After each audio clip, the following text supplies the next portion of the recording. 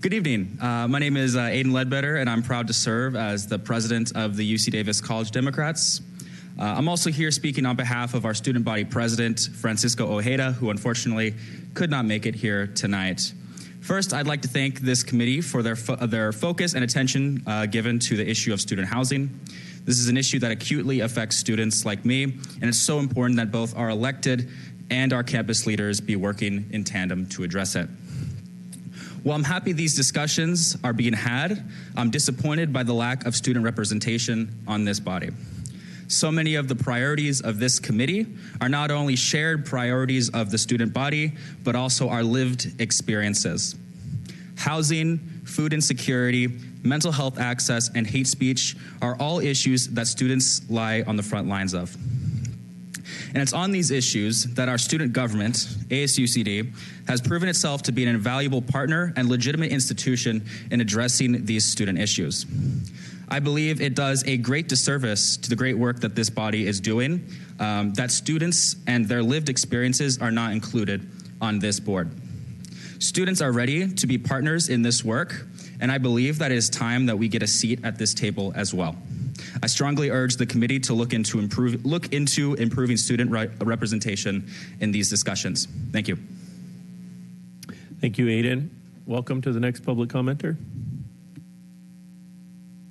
Hello, my name is Sonia. I'm a student at UC Davis. I just want to say that I really appreciate that everybody is taking the issue of affordable housing seriously. I know that I have struggled to be able to find housing in the city of Davis, and a lot of my peers have as well. I know that last year, a lot of students had to camp out overnight in front of an apartment complex in order to gain access to affordable housing. So yeah, I really wanted to express my support for more affordable housing that's dense, that's transit-oriented, that's electrified, and yeah, I also support policies like minimum parking requirements and upzoning to further these goals. And I want to echo my friend Aiden's point that I think students should really be involved in these decisions. So thank you. Thank you, Sonia. Welcome.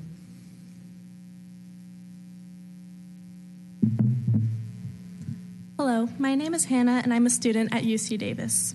I would like to start by saying thank you to this committee for coming together and addressing the issues of student housing, mental health, and the overall concerns that students struggle with. However, a first-person account of the issues that directly involve us should be given by us, the students. We're the ones who know what it's like to camp out all night looking for housing. We're the ones who deal with these mental health struggles. We're the ones who are commuting back and forth to campus every day and need that access to transit.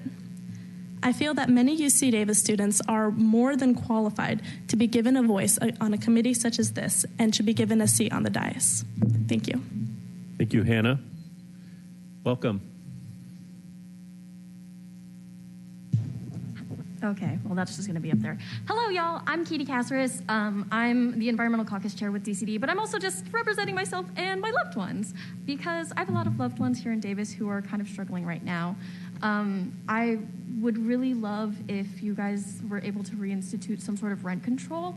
My roommate from last year, she had to move out because she couldn't afford our place, and I miss her a lot, and I don't think that should happen to anyone, be forced out of their home and have to move. She moved into a triple room where she's paying like $300 or $400 a month, which is kind of crazy that you're paying that for a third of a room.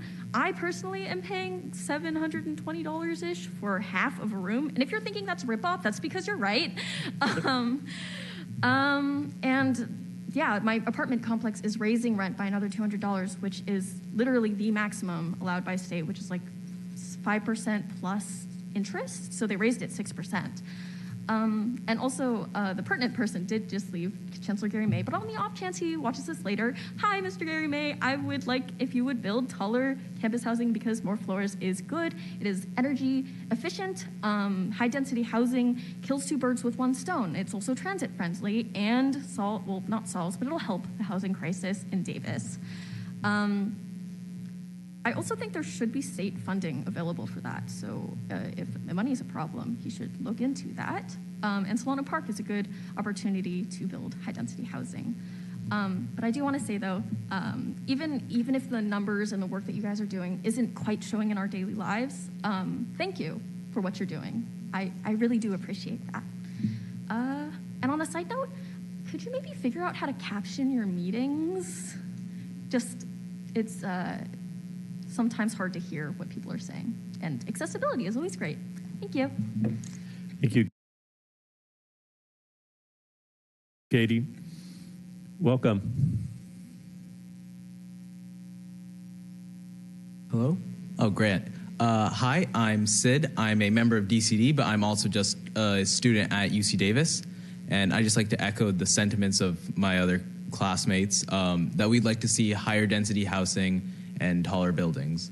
For a lot of us, it is very stressful to find housing every year, especially since we do get house priced out of the market, and a lot of us are scrambling to figure out where we're going to live next year, or we end up living with crummy people and we got to find new housing.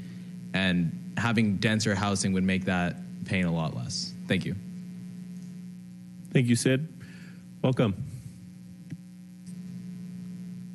Hello, and thank you all for being here tonight. My name is Zaid Arroyos. I'm a senior transfer student in my second year here at Davis. I live in the Green, and in that way, I'm a beneficiary of a commitment to development.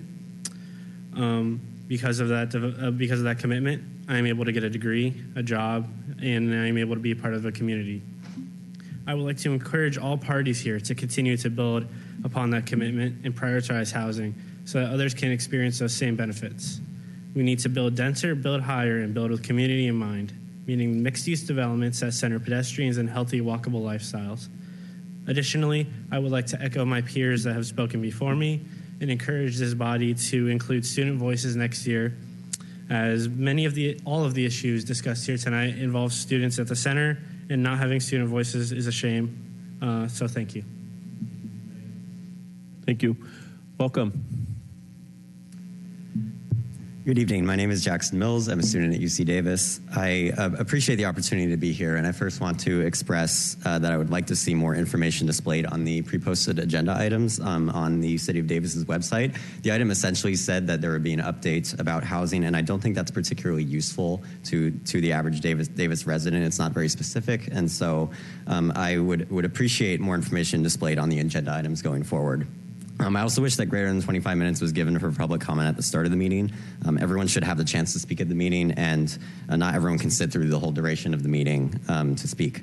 With that being said, I want to express my appreciation for the fact that there appears to be strong and lasting cooperation between the city, the county, and the university on issues related to housing. I think this has led to meaningful progress on solving the housing crisis. That being said, we, of course, have a long ways to go, and need I remind anyone here that students have been camping out overnight in front of apartment complexes in order to sign a lease.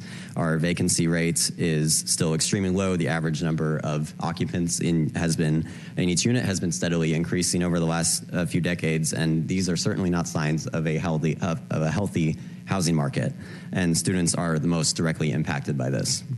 There is still too much red tape attached to building all types of housing within the city. There are multiple self-imposed constraints on building housing that have directly led to the crisis that we're experiencing today. I'm grateful to see that progress has been made through the adoption of a form-based code for downtown and the approval of several key developments, but much more work needs to be done. And I implore the city, the county, and the university to continue to work together to streamline the process of approving housing, densifying existing housing, and future housing, and eliminating outdated parking requirements that prevent more land from becoming new units. Thank you for your time. Thank you, Jackson. Welcome.